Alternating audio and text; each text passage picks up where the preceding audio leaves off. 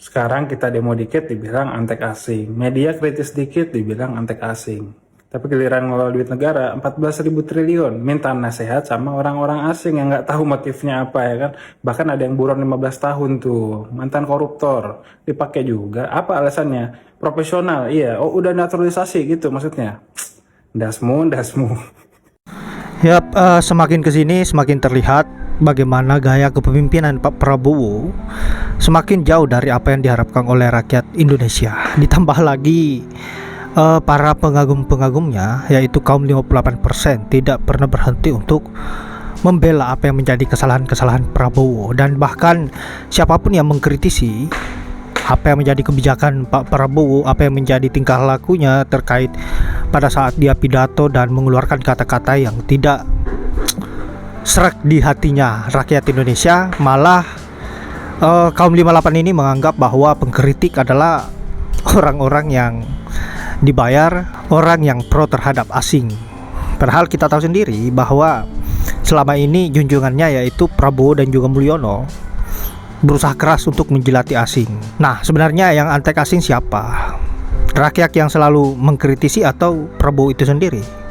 Kita tahu bahwa sebagian besar di dalam struktur dan antara ini adalah orang-orang dari luar negeri yang dipercayakan oleh Prabowo. Dan saya kira kaum 58% harus membuka mata lebar-lebar, membuka hati dan berpikir yang jernih agar bisa menilai yang mana yang salah dan yang mana yang benar. Nah, sahabat-sahabat, untuk itu kita simak dulu bagaimana komentar keras Nyai Widya dan juga netizen terkait dengan apa yang sudah menjadi perilaku kaum 58% dan juga Prabowo itu sendiri. Untuk itu langsung saja ke videonya. Blek itu, monyet-monyet maling-maling itu udah blek. Saya sekalian membalas para pendukungmu yang mau tangkap saya tentang kata-kata endasmu itu. Ya, kenapa? Kalau pendukungmu mau tangkap saya, tangkap dulu noh yang ngomong endasmu, matamu, yang monyet-monyet maling, dablek. Ada nggak sih pemimpin yang lainnya itu pernah ngomong nggak? Soeharto aja contohnya. Seotoriter apa sih Soeharto? Nggak pernah dia bilang akan kucekik kau. Nggak ada. Ya nggak ada. Ini pertanda apa ini? Ya ngomong sama teori beda. Kadang-kadang diputar. Hai para pengusaha, kalau kamu curang kepada rakyat, petani dan sebagainya, akan kalau itu namanya mencekik, kalau nggak aku cekik kau.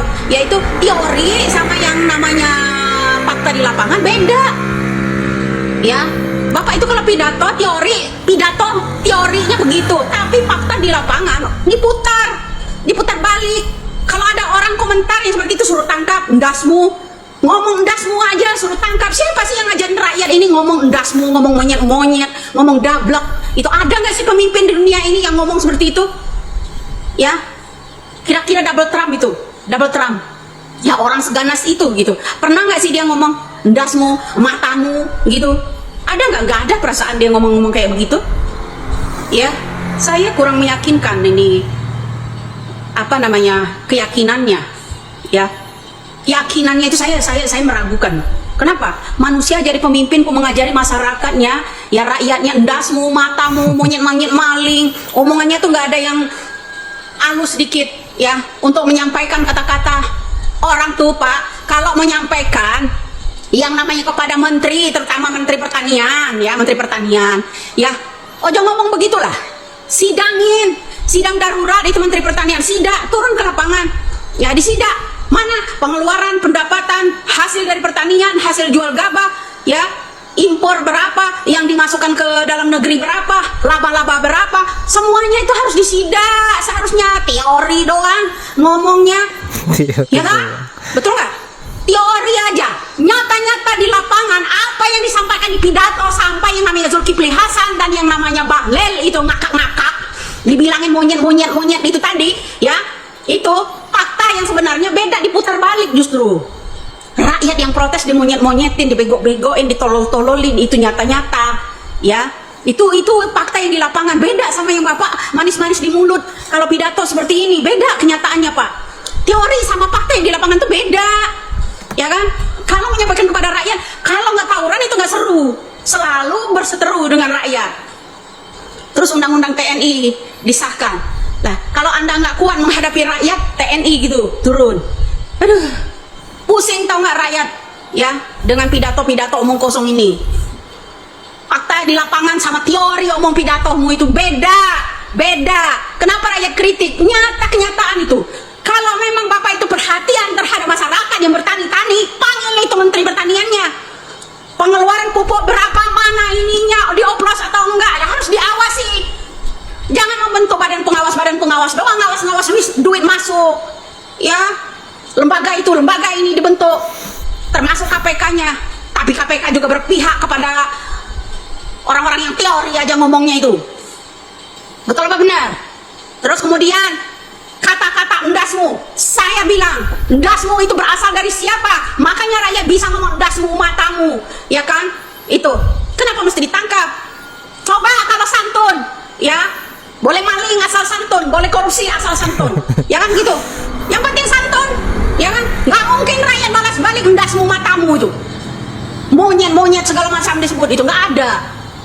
Itu perilaku seorang pemimpin loh, seorang pemimpin. Perilaku seorang pemimpin itu ditirukan sama masyarakatnya. Ucapan-ucapan pemimpin itu beda. Fakta di lapangannya sama yang dipidatokan beda. Kalau benar-benar mau menanggulangi ya masyarakat kecil, terutama petani, ya Pak, ya panggil tuh Menteri Pertaniannya, Menteri Koperasinya, dipanggil. Jangan tertutup terus. Giliran tertutup senyum-senyum, bebas begitu aja. Tuh Kementan sebelumnya korupsinya banyak. Mana kabarnya? Nggak ada kan? Mana kelanjutannya Kementan? Mana kelanjutannya soal korupsi Kementan? Nggak ada. Makanya saya bilang fakta sama omongnya itu beda. Ya teorinya itu sama, kenyataan real di lapangan itu beda jauh Pak. Beda jauh. Kenapa rakyat berani kritik itu? Fakta sebenarnya di lapangan beda. Saran kami, kalau benar-benar mau nanggulangi para petani, para tengkulak, turun. Panggil itu Menteri Pertaniannya, panggil itu Menteri Koperasinya. KUD, kalau dulu Koperasi Uni Desa, ya untuk membantu, ya per tahun itu dapat dana berapa. Ini mah boro-boro, ngomong doang gede segede langit. Kalau ada rakyat kritik ya timbul lah kata-kata cekik lah, apalah. Pemimpin model begini, ngalahin omongan siapa ini? Nggak jadi panutan seorang pemimpin. Dasmu matamu, ya segala dablek segala macam disebut. Pidato di umum loh, pidato itu di umum. Nyata saya omongin itu, kenyataan saya omongin itu, ya kami ngoceh-ngoceh di kenyataan. Fakta yang di lapangan sama teori omongan itu beda jauh, ya nggak fungsi kalau yang di lapangan. Masalah kesehatan, masalah pendidikan, masalah dana bos, masalah PIP teratasi semua, madet semua. Makanya karena perangkat desa udah dijanjiin itu ini kan, makanya diam kicep. Masalah dana bos, masalah dana yang namanya PIP, udah gitu PKH, penerima apa namanya yang wajib, ya kan nggak ada di sini, terhenti semua karena perangkat desa diajukan kan memilih sampean kan kemarin, ya begitu Pak. Ya, jangan suka ancam-ancam rakyat Indonesia deh. Ya pendukungnya juga tangkap orang ini ya mengenai kata-kata ndasmu. Kata-kata ndasmu matamu itu dari mana awalnya? Di sini aja harus waras rakyat Indonesia. Nggak mau dikritik. Fakta yang sebenarnya di lapangan beda sama yang diomongin di situ, omon-omon. Salam waras saja. Indonesia segera hancur. Antek-antek asing, bahaya bro, bukan bahaya Latin, bahaya laten. Kamu nih mau sok-sokan ngasih tahu aku, malah kamunya aja salah, akunya lebih tahu.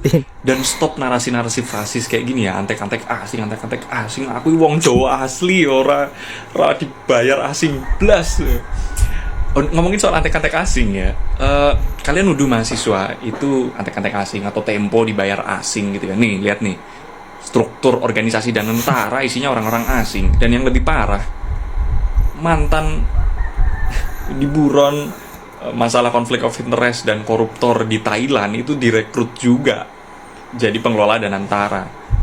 Kalian tuh suka ngejek, dasar antek asing, tapi kalau dapet investor asing kalian jilat-jilat juga kan gitu. Kalau dapet investor asing kalian puji-puji juga gitu. Yang standar ganda lah jadi orang gitu. Dan di dunia yang multipolar ini kita juga nggak bisa lepas dari campur tangan asing. Wong pemerintah aja juga butuh sama investor asing gitu. Dan aku mengutip, silakan tonton videonya Alwijo soal narasi bahwa bahaya laten komunis, karena itu tuh udah basi, udah usang. Kenapa? Nomor satu, aku benci komunis ya, itu disclaimer nomor satu tuh. Aku nggak belain komunis sama sekali, aku benci sama komunis. Tapi ideologi komunis tuh udah nggak mungkin hidup, itu utopis doang. Negara mana sekarang yang nerapin komunis? Nggak ada, karena itu ideologi gagal, udah nggak mungkin diterapin, terlalu utopis. Jadi stop bawa-bawa bahaya laten komunis dan sebagainya, udah nggak mungkin hidup lagi kok. Udah nggak mungkin hidup lagi. Itu cuma apa ya, narasi yang dimunculkan supaya seakan-akan ada lawan. Dan silakan tontonlah video lengkapnya Alwijo di sini dah. Tonton aja itu dah. Ada orang-orang nih hobinya standar ganda.